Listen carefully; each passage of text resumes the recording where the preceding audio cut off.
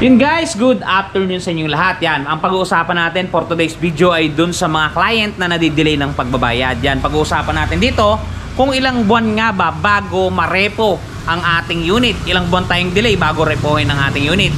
Yan, doon sa mga manonood na to, siguradong mga delay kayo sa pagbabayad. No? Okay, yan ang pag-uusapan natin ngayon.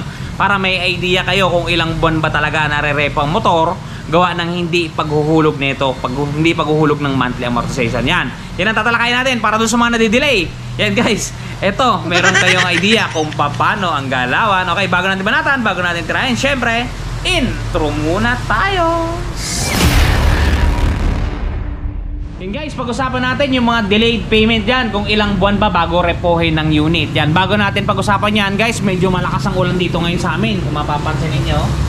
You know, napakarami nating display sa labas, and yet talagang tag-ulan na. Kaya kayo doon sa mga lugar-lugar ninyo, ingat po kayo dyan na talagang uso ngayon ng ulan, usong tarakaso at uso ang mga pagbaha. Kaya lagi po kayong mag-iingat. Okay, ang pag-uusapan natin ngayon guys ay ang kung ilang buwan ba talaga bago nare-repo ang unit doon sa mga delayed payments. Yan guys, ang premium bikes naman ay hindi naman ganun kawalang puso na pagka na-delay ka ng 1 month is re-repohin na. Hindi guys, may kanya-kanya kasing senaryo yan at saka may kanya-kanya yung pamamaraan ng pagrepo. Hindi tayo naman dito basta-basta nare-repohin ng unit. For example, si Juan de la Cruz naglabas ng unit ng June 30, 2024. Ngayon sa July 30, 2024 hindi siya nakapaghulog. Yan, syempre umasa ka na ng isang text o isang tawag galing sa aming mga operator na nagpapaalala na ikaw ay na-delay na. Medyo ano pa yan guys, medyo malambing pa yan sa unang isang buwan ng iyong pagkakadelay.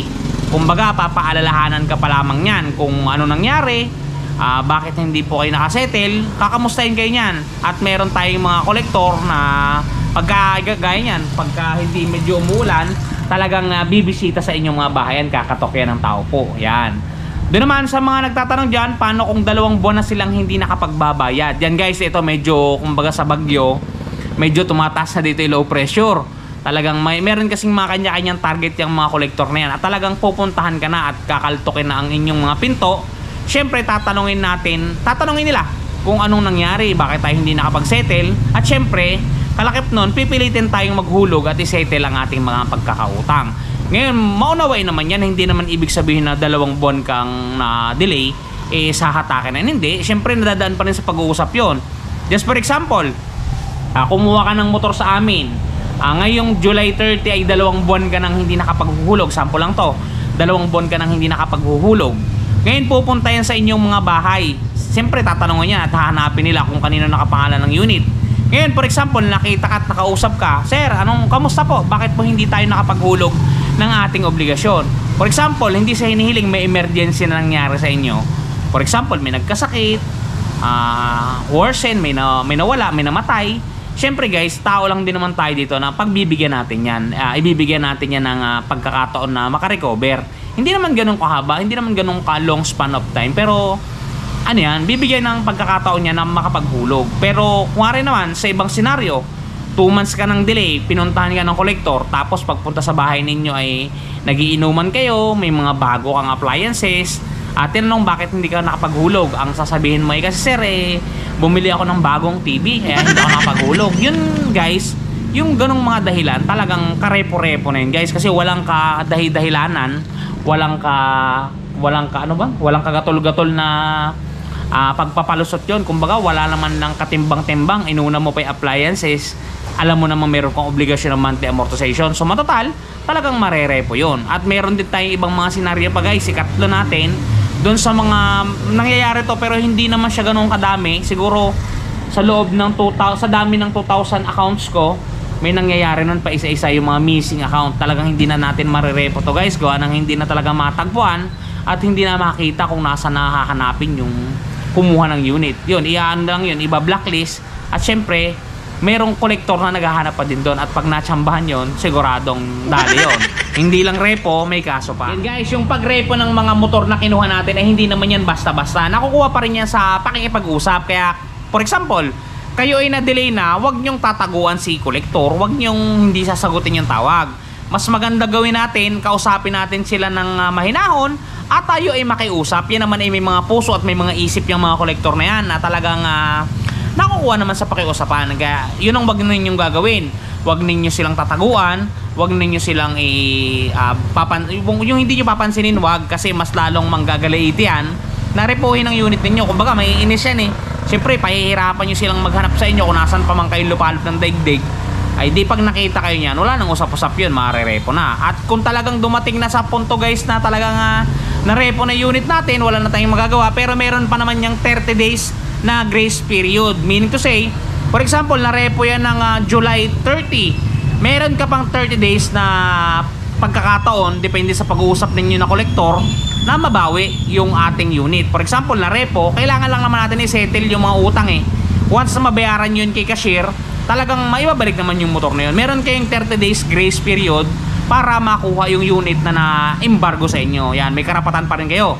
Kaya dun sa mga nagtatanong dyan, ano bang mangyayari pag na-delay, repo ba agad? Ito guys, ito yung mga sinabi ko, yan yung mga mangyayari. Pinaka the best na paraan pa rin is kausapin ninyo ng maayos ang kolektor, makiusap kayo ng maayos, lahat ng gusot ay nakukuha yan sa magandang pag-uusap. Di ba guys? Yon, ganun lang guys, para maging magandang communication ninyo between sa client at syempre sa kolektor. Kasi kami nandito sa loob guys, kami mga staff, sales lang talaga kami, pero dadating din yung point na pinapaalalahanan din namin kayo. For example, due date nyo ngayon, magte-text kami, sir, due date nyo po ngayon, reminding, ganyan-ganyan.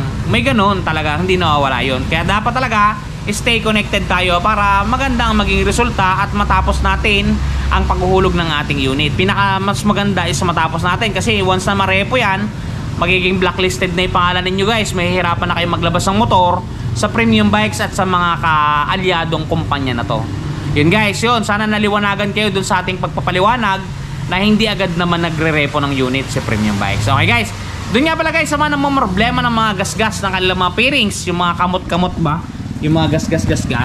Yan guys, meron tayong nakitang touch paint na napaka-effective dun sa mga bagong motor ngayon, Honda Click, Winner X, PCX, yan, available yan. Andito guys yung description sa box natin, sa description box natin. Ito guys yung produkto nila. Guys, the long wait is over. Ito guys, dun sa mga namumroblema na mga gas ng kanilang mga minamahal na motorsiklo, nandito na ang touch paint ni Wash Body. Napakadaling i-apply, parang sumusulat ka lang sa papel, isusulat mo lang dun sa mismong nagasgasan at talagang sasabay na siya sa pinakakulay ng inyong pairings. Yan, kung mapapansin niyo ang before at after natin, mistulang na bura ang mga pinagdaan ng gasgas. Ang mga natamo na hindi sinasadyang galos ay mistulang na bura. Yan, kung mapapansin niyo, halos bumalik talaga sa original. Guys, pati pag-package nila nito papunta sa mga lugar ninyo ay talagang napaka-safety. Kung mapapansin niyo, talaga namang safe na safe ang package na bibili nyo sa kanilang Shopee Shop. Kaya kung ako sa inyo, try nyo na ang touch paint ni Wash Body. Guys, napaka-epektibo ng produkto na yan. Kaya kung ako sa inyo, kung may gasgas ang inyong mga unit, yan, mag-try kayo ng product nila. Talagang masasatisfied kayo at mawawalan kayo ng sakit sa isipin doon sa mga gasgas ng inyong mga motor. Yan, mga gasgas. Yan, mareresolve yan ng Wash Body. Touch paint nila, nandiyan sa description box yung link ng kanilang shop. Okay guys, hanggang dito na lang. Ingat kayo palagi at palagi kayo magpapasaya. Huwag kayo magpapaulan at usong-uso ang trangkaso ngayon. Stay at home lang kayo, manood kayo ng ating videos para malaman ninyo kung magkano ba ang mga presyo ng ating mga unit. Okay, hanggang dito na lang muna guys. Ingat kayo palagi. Kita-kita ulit tayo bukas. Bye-bye! Sir Ron TV. Shoo!